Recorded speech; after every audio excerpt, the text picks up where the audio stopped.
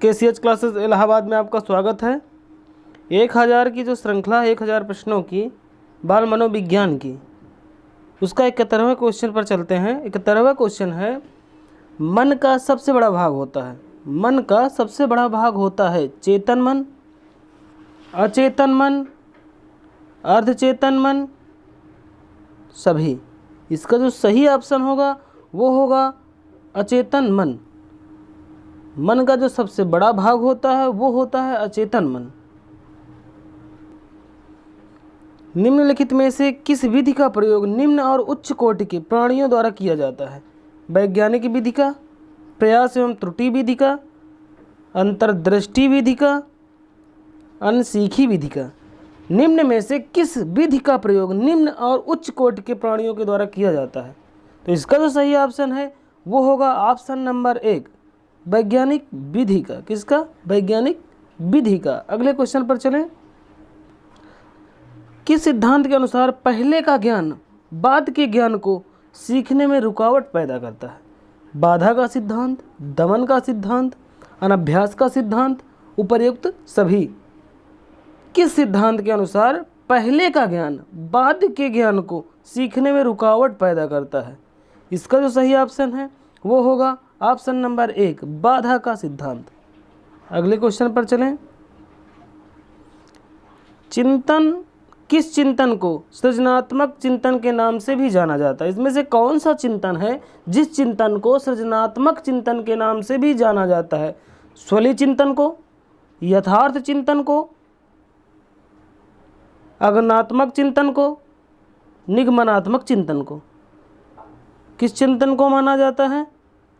स्वलीय चिंतन को माना जाता है कि यथार्थ चिंतन को माना जाता है, या आगमनात्मक चिंतन को माना जाता है, या निगमनात्मक चिंतन को माना जाता है? इसका जो सही ऑप्शन है वो होगा ऑप्शन नंबर डी, निगमनात्मक चिंतन। स्मृति के तत्व, स्मृति के 4 तत्व हैं।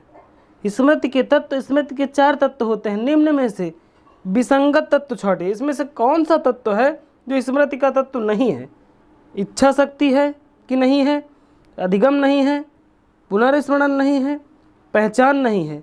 इसका जो सही ऑप्शन है वो होगा इच्छा शक्ति। इच्छा शक्ति स्मृति के 4 तत्वों में नहीं आता है। अगले क्वेश्चन पर चलें। किसी जाति में भ्रूण अवस्था से लेकर प्रौढ़ावस्था तक परिवर्तन कहलाता है? क्या कहलाता है? किसी जाति में भ्रूण अवस्था से लेकर प्रौढ़ावस्था तक परिवर्तन क्या कहलाता है? वृद्धि कहलाता है, विकास कहलाता है, बाल विकास कहलाता है, या विकास और बाल विकास दोनों कहलाता है? इसका जो सही ऑप्शन होगा वो होगा विकास कहलाता है। किसी जाति में भ्रूण अवस्था से लेकर प्रौढ़ावस्था तक का जो परिवर्तन है वो विकास कहलाता है। नवजात शिशु के आगे कोई भी वस्तु लाने पर वह हाथ पैरों से उस वस्तु को पकड़ने की कोशिश करता है। इस क्रिया को कहते हैं, इस क्रिया को क्या कहते हैं? आप भी देखे होंगे, नवजात शिशु जो होता है आगे कोई भी वस्तु अगर लाते हैं तो वह हाथ पैर से उसको पकड़ने की कोशिश करता है। इस क्रिया को कहा जाता है मोरो अवस्था कहा जाता है, रूटिंग अवस्था कहा जाता है, बेबी संस्की अवस्था कहा जाता है, सहसावस्था कहा जाता है। इसका जो सही ऑप्शन है वो है ऑप्शन नंबर 1, मोरो अवस्था कहा जाता है। ऐसी क्रिया जब बच्चा कहता है उस अवस्था को कहते हैं मोरो अवस्था।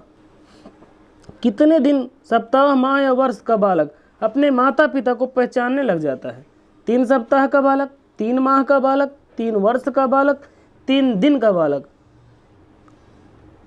कितने माह में या कितने सप्ताह में या कितने वर्ष में या कितने दिन में बालक अपने माता पिता को पहचानने लग जाता है? इसका जो सही ऑप्शन है वो है ऑप्शन नंबर बी, 3 माह में।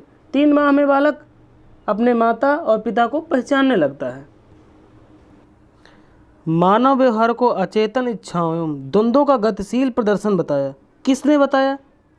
विलियम जेम्स ने बताया, स्किनर ने बताया, फ्रायड ने बताया, पावलोव ने बताया। मानव व्यवहार को अचेतन इच्छाओं एवं द्वंद्वों का गतिशील प्रदर्शन किसने बताया? विलियम ने बताया, स्किनर ने बताया, फ्रायड साहब ने बताया, पावलोव साहब ने बताया। इसको जो बताया फ्रायड साहब ने बताया। इसका जो ऑप्शन सही है वो ऑप्शन होगा सी, प्रिंसिपल्स ऑफ साइकोलॉजी। किसकी पुस्तक है? प्रिंसिपल ऑफ साइकोलॉजी किसकी पुस्तक है? वुडवर्थ की है, वाटसन की है, विलियम जेम्स की है, स्किनर साहब की है? यह जो पुस्तक है प्रिंसिपल ऑफ साइकोलॉजी वह है विलियम जेम्स साहब की। अगले क्वेश्चन पर चलें।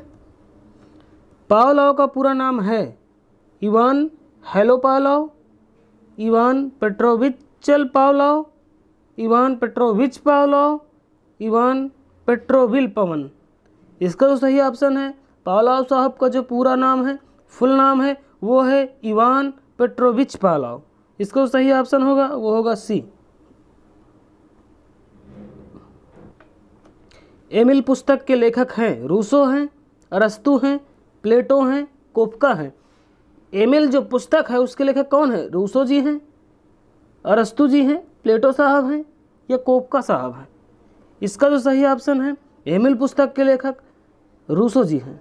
ऑप्शन नंबर इसका 1 सही होगा।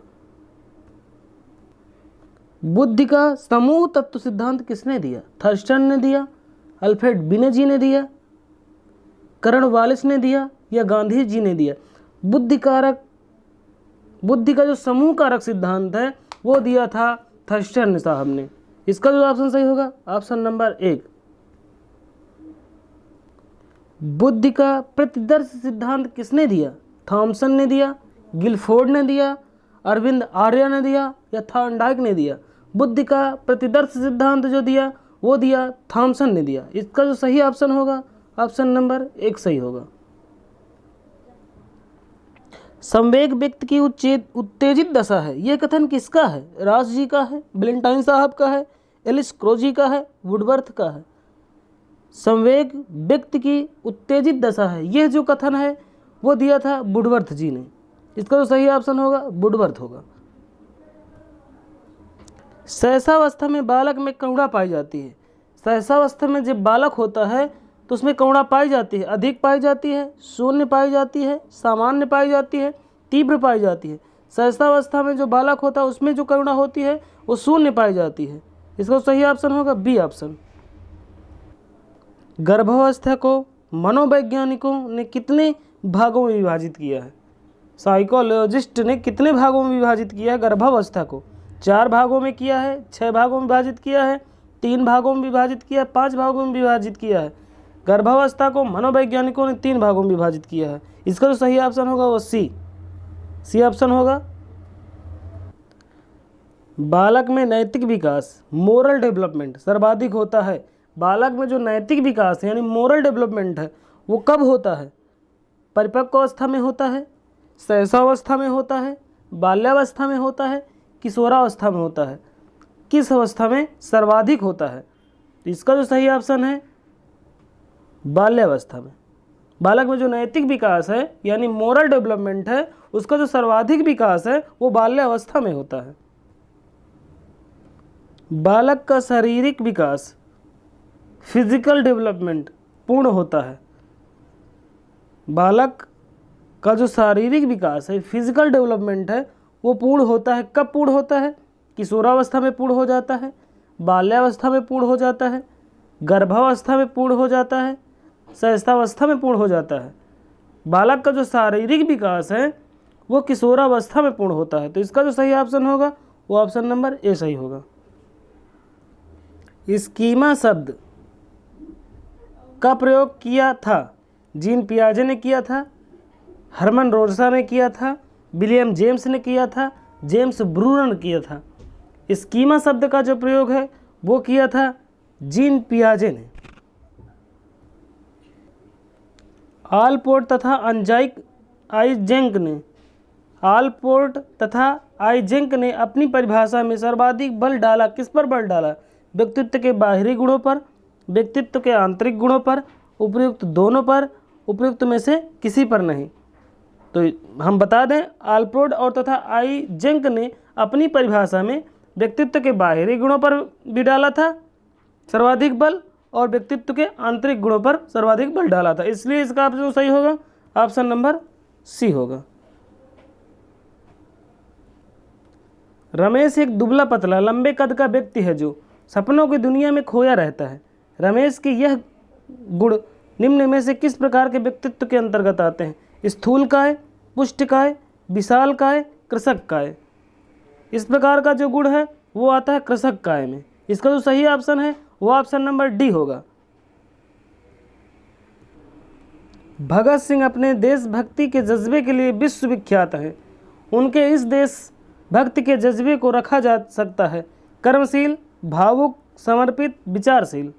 इसका जो सही ऑप्शन है वो होगा कर्मशील।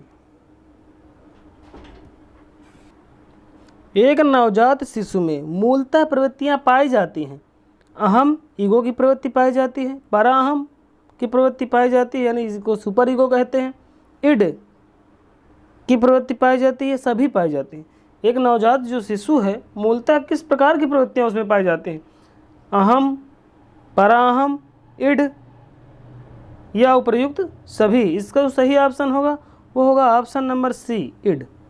नवजात शिशु में मूलतः इड प्रवृत्ति पाई जाती है। लिखने की भूल, बोलने की भूल, वस्तुओं को गलत स्थान पर रखने की भूल इत्यादि को फ्रायड ने किस मन से संबंधित बताया है? लिखने की भूल, बोलने की भूल, वस्तुओं को गलत स्थान पर रखने की भूल इत्यादि को फ्रायड ने किस मन से संबंधित बताया है? चेतन मन से, अचेतन मन से, अर्धचेतन मन से, ईगो से। उन्होंने बताया है इसको जो संबंधित किया है वो किया है अर्धचेतन मन से। इसका जो सही ऑप्शन होगा वो ऑप्शन नंबर सी होगा। राम सफल होना चाहता है तथा श्रेष्ठता के स्तर को प्राप्त करना चाहता है, वह प्रेरित है। किससे प्रेरित है? राम सफल होना चाहता है तथा श्रेष्ठता के स्तर को प्राप्त करना चाहता है, वह प्रेरित है सत्य आवश्यकता से, उपलब्धि आवश्यकता से, अनुमोदन आवश्यकता से, संबंध आवश्यकता से। वो किससे प्रेरित है? उपलब्धि आवश्यकता से। इसका जो सही ऑप्शन होगा वो ऑप्शन नंबर बी होगा, उपलब्धि आवश्यकता से।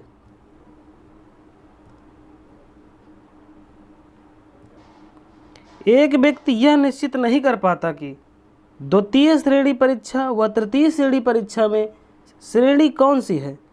भारतीय दृष्टिकोण के अनुसार ऐसा व्यक्तित्व आएगा। एक व्यक्ति एक निश्चय नहीं कर पाता है, एक व्यक्ति यह निश्चय नहीं कर पाता है कि द्वितीय श्रेणी परीक्षा व तृतीय श्रेणी परीक्षा में श्रेष्ठ कौन सी है। भारतीय दृष्टिकोण के अनुसार ऐसा व्यक्तित्व आएगा किसमें? रजोगुणी में आएगा, तमोगुणी में आएगा, सतोगुणी में आएगा, कर्मगुणी में आएगा। इसका जो सही ऑप्शन है वो होगा रजोगुणी में आएगा। इस प्रकार का जो व्यक्ति है भारतीय दृष्टिकोण से रजोगुणी में आएगा। मित्रों, ये सारे क्वेश्चन सुपर टेट और टेट के लिए बहुत ही महत्वपूर्ण प्रश्न हैं। आप इन प्रश्नों को लिखकर याद कर लें, जिससे आने वाले सुपर टेट की परीक्षा में आप अच्छे नंबर ला सकें। ये हमारे चैनल को आप सब्सक्राइब भी कर लें और बेल आइकन दबा लें। समय समय पर जो वीडियो डाले जाएंगे वो आपको नोटिफिकेशन के द्वारा मिल जाएंगे। अगला क्वेश्चन है, एक व्यक्ति के मन में यह विचार आता है कि मुझे अध्यापक पर प्रहार करना चाहिए और वह बिना किसी कारण ही पूरी कक्षा के सामने अध्यापक पर हाथ उठा देता है, उस व्यक्ति का व्यक्तित्व स्तर है। प्रश्न को एक बार और समझते हैं। प्रश्न में ये पूछा जा रहा है, एक व्यक्ति के मन में यह विचार आता है कि मुझे अध्यापक पर प्रहार करना चाहिए और वह बिना किसी कारण ही पूरी कक्षा के सामने अध्यापक पर हाथ उठा देता है। उस व्यक्ति का व्यक्तित्व किस स्तर का है? इड स्तर का है, ईगो स्तर का है, सुपर ईगो का है, असंतुलित है। इसका जो सही ऑप्शन है वो है इड। इस प्रकार के मनुष्य का जो व्यक्तित्व है वो इड प्रकार का है। किशोरावस्था में बालक अधिकांशतः अपने ही रूप पर मोहित हो जाता है। हाँ, फ्रायड ने इस भावना को कहा है। बच्चे में ऐसे गुण पाए जाते हैं। किशोरावस्था में जब बालक होता है अधिकांशतः वह अपने ही चेहरे को आईने में बार बार देखता है और कंघा करता है। वो अपने ही मन में सोचता है कि मैं कितना सुंदर हूँ। इसको फ्रायड ने क्या कहा है? जब भावना इस प्रकार की आती है मनुष्य में, बालक में, किशोरावस्था में, तो उसको फ्रायड ने क्या कहा है? मूल प्रवृत्ति कहा है, नार्सिसिज्म कहा है, अट्रैक्शन कहा है या भ्रम कहा है? यह जो है वो होता है नार्सिसिज्म। जब बालक किशोरावस्था में अपने आप से ही मोहित हो जाए तो उसको क्या कहते हैं? नार्सिसिज्म कहते हैं। एक न्यायालय का एक न्यायाधीश थार्नडाइक के वर्गीकरण के अनुसार विचार की दृष्टि से सम्मानित किया जाएगा। प्रत्यक्ष विचारक, सूक्ष्म विचारक, या स्थूल विचारक, या मुख्य विचारक। इस प्रकार का जो न्यायाधीश है वो थार्नडाइक के वर्गीकरण के अनुसार प्रत्यक्ष विचारक माना जाएगा। इसको सही ऑप्शन है वो ऑप्शन नंबर 1, प्रत्यक्ष विचारक। एक व्यक्ति जो लाभ हानि इत्यादि का अनुमान लगाकर कार्य करता है उसे थार्नडाइक के अनुसार माना जाता है सूक्ष्म विचारक, प्रत्यक्ष विचारक, स्थूल विचारक, मुख्य विचारक। उसको माना जाता है स्थूल विचारक। इसका जो ऑप्शन सही होगा वो ऑप्शन सी सही होगा, स्थूल विचारक। सत्य की खोज हेतु तत्पर व बुद्धिजीवी व्यक्ति स्प्रेंगर के किस वर्गीकरण में सम्मिलित होते हैं? सैद्धांतिक, धार्मिक। दो ही ऑप्शन में आप बताइए कौन सा ऑप्शन सही है। इसका जो ऑप्शन सही होगा वो ऑप्शन नंबर 1 सही होगा, सैद्धांतिक। सत्य की खोज हेतु तत्पर व बुद्धिजीवी व्यक्ति स्प्रेंगर के किस वर्गीकरण में सम्मिलित होता है? सैद्धांतिक वर्गीकरण में सम्मिलित होता है। ना तो तत्काल चेतना में और ना ही अचेतन में रहने वाला बालक कहलाता है चेतन, अचेतन, अर्धचेतन, उपर्युक्त सभी। इसका जो सही ऑप्शन है वो ऑप्शन नंबर सी है, अर्धचेतन। कहने का अर्थ ये है ना तो तत्काल चेतना में और ना ही अचेतन में रहने वाला जो भाग है वो कहलाता है अर्धचेतन। मानसिक ऊर्जा, मेंटल एनर्जी का राग फ्रायड ने किसे कहा है? लिबिडो को कहा है, मूल प्रवृत्ति को कहा है, नार्सिसिज्म को कहा है, ग्रंथि को कहा है। मानसिक ऊर्जा का यानी मेंटल एनर्जी का जो राग है वो फ्रायड ने किसको कहा है? लिबिडो को कहा है। किसको? लिबिडो को। तो ऑप्शन जो सही होगा ऑप्शन नंबर 1 सही होगा। व्यक्तित्व रचना हेतु जीवन जीने का ढंग, लाइफ स्टाइल, इस शब्द का प्रतिपादन किस मनोवैज्ञानिक ने किया है? फ्रायड ने किया है, यूंग ने किया है, एडलर ने किया है, मैस्लो ने किया है। तो किसने किया है? एडलर ने किया है। आप हमें कमेंट करके बताएं इतने प्रश्नों में से आप कितने प्रश्न सही किए हैं। इससे आपका आकलन होगा कि आपकी तैयारी कैसी चल रही है। आत्म अभिव्यक्ति मानक अभिप्रेरक व्यक्तित्व तथा व्यवहार को दिशा प्रदान करता है। यह व्यक्तित्व रचना के किस सिद्धांत से संबंधित है? मनोविश्लेषणात्मक सिद्धांत से, विश्लेषणात्मक सिद्धांत से, व्यक्तिवादी उपागम से, या उपर्युक्त सभी से? किससे होगा? इसका जो सही ऑप्शन है वो ऑप्शन नंबर बी, विश्लेषणात्मक सिद्धांत से। व्यवहार को दिशा प्रदान करता है। यह व्यक्तित्व रचना के किस सिद्धांत से संबंधित है? विश्लेषणात्मक सिद्धांत से संबंधित है। यह करो, यह ना करो, कौन करता है? आप भी देखते हो कि आपके मन में कभी कभी आता होगा कि ये काम करें या ना करें। एक कहता होगा करो, एक कहता होगा ना करो। तो यह जो है किसके क्या कहलाता है? इदम कहलाता है, पराम कहलाता है, अहम कहलाता है, कोई नहीं कहलाता है। इसको सही ऑप्शन है यह कहलाता है अहम। अच्छे व्यक्तित्व की विशेषता है भीरणता, गत्यात्मकता, अपरिक्तता, स्थिरता। इसको सही ऑप्शन है वो होगा ऑप्शन नंबर बी, गत्यात्मकता। प्रासंगिक अंतर्बोध परीक्षण का निर्माण कब हुआ? 1935 में हुआ, 1976 में हुआ, 1984 में हुआ, 1920 में हुआ। प्रासंगिक अंतर्बोध परीक्षण का जो निर्माण है वो हुआ 1935 में। इसका सही ऑप्शन होगा ऑप्शन नंबर ए। हमारे मस्तिष्क का चेतन भाग होता है 1/10 भाग, 2/9 भाग, 3/10 भाग, 5/5 भाग। इसका जो सही ऑप्शन है वो ऑप्शन होगा ऑप्शन नंबर 1, 1/10 भाग। हमारे मस्तिष्क का जो चेतन भाग होता है वो 1/10 भाग होता है।